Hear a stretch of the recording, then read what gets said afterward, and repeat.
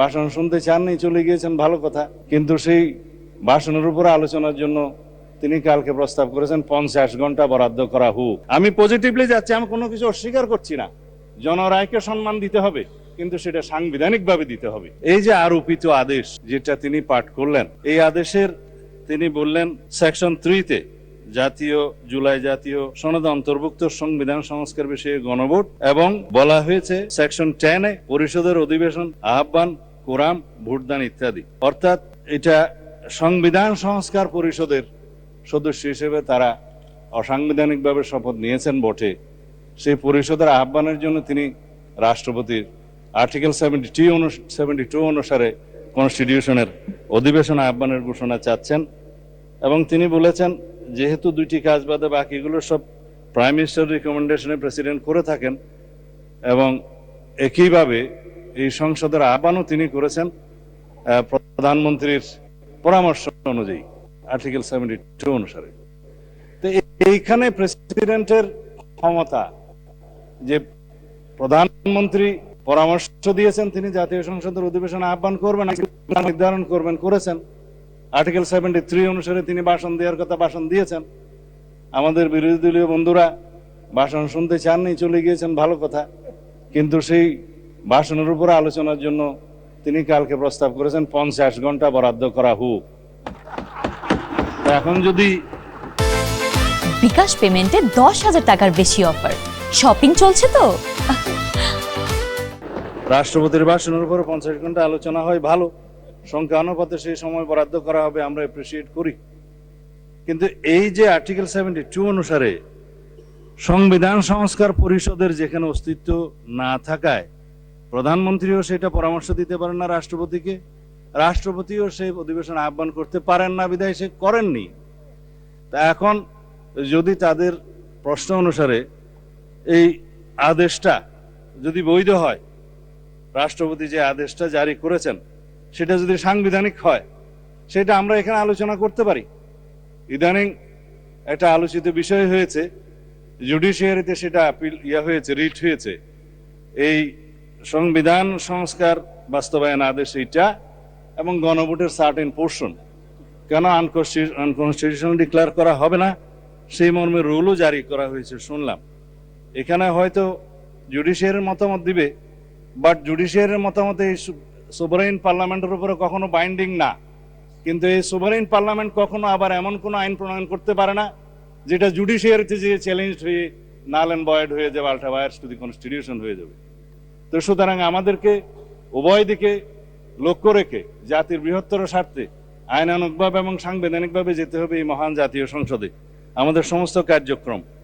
এখন যদি বলা হয় যে গণভোটের রায় বাস্তবায়নের জন্য সংবিধান সংস্কার পরিষদ গঠন করতে হবে, মানলাম। আমরা নির্বাচিত হয়েছি সাংবিধানিক ভোটে। নির্বাচন কমিশনের দুইটাই এখতিয়ার, একটা হচ্ছে জাতীয় সংসদের নির্বাচন অনুষ্ঠান করা, আর একটা হচ্ছে রাষ্ট্রপতির নির্বাচন অনুষ্ঠান করা। এটা হচ্ছে কনস্টিটিউশনাল ম্যান্ডেট, যেটা নির্বাচন কমিশন পালন করতে বাধ্য। কিন্তু আরেকটা আইন হয়েছে গণভোটের জন্য, এটা আমরাও প্রস্তাব করেছিলাম, যেহেতু আইনি ভিত্তি চেয়েছেন সবাই জুলাই জাতীয় সনদের, যে জনগণ কি বলে আমরা দেখি। সেখানে জুলাই জাতীয় সনদ যেভাবে স্বাক্ষরিত হয়েছে, রাজনৈতিক সমঝোতার দলিল হিসেবে ঐতিহাসিকভাবে যেটা স্বাক্ষরিত হয়েছে, তার উপর ভিত্তি করে জুলাই জাতীয় সনদের পক্ষে এদেশের জনগণ আছে কি নাই সেই প্রশ্নে গণভোট হতে পারে। এবং সেটা একদিনে হবে না, 2 দিনে হবে, সেই বাহাস অনেকদিন হয়েছে, অতঃপর একদিনে অনুষ্ঠিত হয়েছে। এবং সেই ব্যালটে গণভোটে হ্যাঁ এবং না লেখা ছিল, কিন্তু এই আদেশটা মাঝখানে জারি করে আরেকটা প্রশ্ন ওখানে ইন্ট্রোডিউস করে দেয়া হয়েছে, যে এই প্রশ্নে গণভোট দেয়া হলো 4টা প্রশ্ন, যে এই প্রশ্নের মধ্যে একটা বিশাল প্রশ্ন জুলাই জাতীয় সনদের সমঝোতা হয়নি, এটা একটা জবরদস্তিমূলক আরোপিত আদেশ করে সেই আদেশের একটা প্রশ্ন গণভোটের মধ্যে দেয়া হলো, যেটা আমার পড়তে লাগছে 3.5 ঘন্টা। জনগণ সেটা পড়ে হ্যাঁ এবং না দিয়েছে কিনা আমি জানি না। তবে 4টা ভোট, 4টা প্রশ্ন, সেই প্রশ্নের মধ্যে একটা অ্যান্সার দিতে বলা হয়েছে, আইদার হ্যাঁ অথবা না বলুন। কিন্তু 4টা ভোটে তো 4টা প্রশ্ন থাকা উচিত ছিল, যে আমরা কোন কোন প্রশ্নে হ্যাঁ বলবো, কোন কোন প্রশ্নে না বলবো, সেই অপশনও ছিল না। আমি সেই লম্বা বাহাসে যাচ্ছি না, তারপরও গণভোটের রায় যদি বাস্তবায়ন করতে হয়, সেই গণভোট এই আইন অনুসারে, সেই রায় অনুসারে সংবিধানে আগে সংস্কার আসতে হবে। সংবিধানের সংশোধন আসতে হবে। সংবিধানে যদি সেটা আমরা গ্রহণ করি, তারপরে সেই গণভোটের রায় বাস্তবায়নের জন্য তখন সংবিধান যদি এটা কন্টেইন করে, ধারণ করার পরে তখন যদি পরিষদের সদস্য হিসেবে শপথ নিতে হয়, সেটা তখনকার ব্যাপার হবে। সেটা আমরা let us have debate on it. তবে এখন এই সংবিধান সংশোধনের জন্য আমরা এই সেশনে বিল আনতে পারবো কিনা সেটা যথেষ্ট সন্দেহ আছে। এই কারণে যে 133টা অধ্যাদেশ এখানে উত্থাপিত হয়েছে প্রথম দিনে, আজকে হয়তো মাননীয় আইনমন্ত্রী সেগুলা বিশেষ কমিটি দেওয়ার জন্য প্রস্তাব করতে পারেন। তারপরে সেটা স্ক্রুটিনি হবে, রিপোর্ট পেশ হবে, সময় আছে 30 দিন। এটা কোনো কার্য দিবস নয়, পঞ্জিকা দিবস। 30 দিনের মধ্যে এই অধ্যাদেশগুলো সম্পর্কে আমাদেরকে ফয়সালা করতে হবে। এখন সেই অধ্যাদেশগুলো ফয়সালা করতে গিয়ে 15 দিন এখন লম্বা ছুটিতে, 29 তারিখের আগে আপনি আর সেশন করতে পারছেন না আজকের পরে। তখন এগুলো করতে করতে এই সেশন চলে যাবে।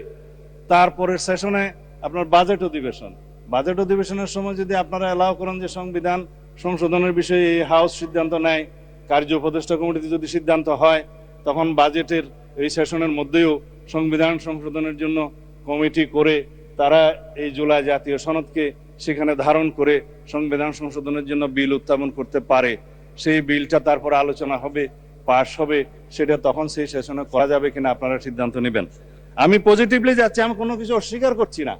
জনরায়কে সম্মান দিতে হবে, কিন্তু সেটা সাংবিধানিকভাবে দিতে হবে, আইনগতভাবে দিতে হবে। এখানে ইমোশনের কোনো জায়গা নেই। রাষ্ট্র ইমোশন দিয়ে চলে না, রাষ্ট্র চলে সংবিধান দিয়ে, আইন দিয়ে, কানুন দিয়ে। তা আমরা সেভাবে যাই। আমি বিরোধী দলে না থাকে যথেষ্ট সম্মানের সাথে এটা প্রস্তাব দিতে চাই যে আসুন আমরা কার্য উপদেষ্টা কমিটিতে সে বিষয়ে আলোচনা করি, কখন সংবিধান সংশোধনের জন্য আমরা বিল উত্থাপন করতে পারবো এবং জুলাই জাতীয় সনদকে আমরা অক্ষরে অক্ষরে পালন করতে আমরা প্রতিশ্রুতিবদ্ধ। আমরা জাতির কাছে অঙ্গীকার করেছি যে জুলাই জাতীয় সনদ ঐতিহাসিকভাবে যেভাবে স্বাক্ষরিত হয়েছে, রাজনৈতিক সমঝোতার দলিল হিসেবে তার প্রতিটি শব্দকে আমরা সম্মান করি।